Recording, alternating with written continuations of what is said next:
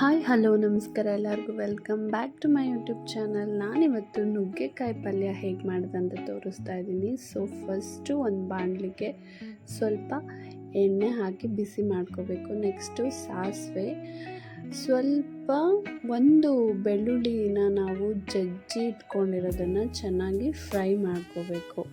So ಅದಾದಮೇಲೆ ಸ್ವಲ್ಪ ಕರಿಬೇವಿನ ಸೊಪ್ಪು ಹಾಕ್ಕೋಬೇಕು. ಅದನ್ನು ಕೂಡ ಚೆನ್ನಾಗಿ ಬ್ರೌನ್ ಕಲರ್ ಬರೋವರೆಗೂ ಫ್ರೈ ಮಾಡ್ಕೋಬೇಕು. ನೆಕ್ಸ್ಟು ಒಂದು ಆನಿಯನ್ನು ಮತ್ತು ಒಂದು ಟೊಮೊಟೊ ಅಷ್ಟು ಸಾಕು. ಸೊ ಆನಿಯನ್ ಹಾಕ್ಬಿಟ್ಟು ಅದನ್ನು ಕೂಡ ಫ್ರೈ ಮಾಡ್ಕೋಬೇಕು. ಚೆನ್ನಾಗಿ ಬ್ರೌನ್ ಕಲರ್ ಬರೋವರೆಗೂ ಫ್ರೈ ಮಾಡ್ಕೋಬೇಕು.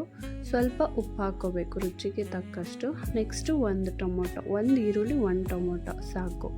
ಅದನ್ನು ಕೂಡ ಚೆನ್ನಾಗಿ ಫ್ರೈ ಮಾಡ್ಕೋಬೇಕು. ಚೆನ್ನಾಗಿ ಸ್ವಲ್ಪ ಬೇಯೋವರೆಗೂ ಫ್ರೈ ಮಾಡ್ಕೋಬೇಕು. ನೆಕ್ಸ್ಟು ಸ್ವಲ್ಪ ಕೊತ್ತಂಬರಿ ಸೊಪ್ಪು ಆ್ಯಡ್ ಮಾಡ್ಕೋಬೇಕು. ಅದನ್ನು ಕೂಡ ಫ್ರೈ ಮಾಡ್ಕೋಬೇಕು. ಸೊ ಇದಕ್ಕಿಂತ ಫಸ್ಟು ನಾವು ನುಗ್ಗೆಕಾಯಿನ ಚೆನ್ನಾಗಿ ಕಟ್ ಮಾಡಿ ಉಪ್ಪು ಹಾಕಿ ಬೇಯಿಸಿಟ್ಕೊಂಡಿರಬೇಕು. ಒಂದು ವಿಷಲ್ ಆದರೂ ಸಾಕು ಕುಕ್ಕರಲ್ಲಿ, ಇಲ್ಲಾಂದರೆ ಬಾಣಲಿಲಿ ಸ್ವಲ್ಪ ಬೇಯಿಸಿಟ್ಕೋಬೇಕು. ಸೊ ಅದನ್ನು ನಾವು ಈ ಒಗ್ಗರಣೆ ಏನು ಮಾಡ್ಕೊಂಡಿರ್ತೀವಿ ಅದಕ್ಕೆ ಹಾಕಿ ಸ್ವಲ್ಪ ಫ್ರೈ ಮಾಡ್ಕೋಬೇಕು.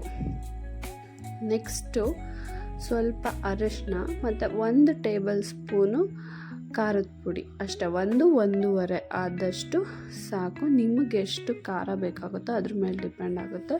ಸೊ ಜಾಸ್ತಿ ಏನು ಬೇಡ, ಪಲ್ಯ ಆಗಿರೋದ್ರಿಂದ ಸ್ವಲ್ಪ ಅರಿಶಿನ, 1-1.5 ಟೇಬಲ್ ಸ್ಪೂನ್ ಖಾರದ ಪುಡಿ ಹಾಕೋಬೇಕು. ಸೊ ಇದು ರುಚಿಗೆ ಏನಪ್ಪ ಅಂದರೆ ಕಡಲೆ ಪುಡಿನ ಸ್ವಲ್ಪ ತರಿಯಾಗಿ ರುಬ್ಬಿ ಅದ್ರ ಮೇಲೆ ಸಿಂಪಡಿಸ್ಬೇಕು.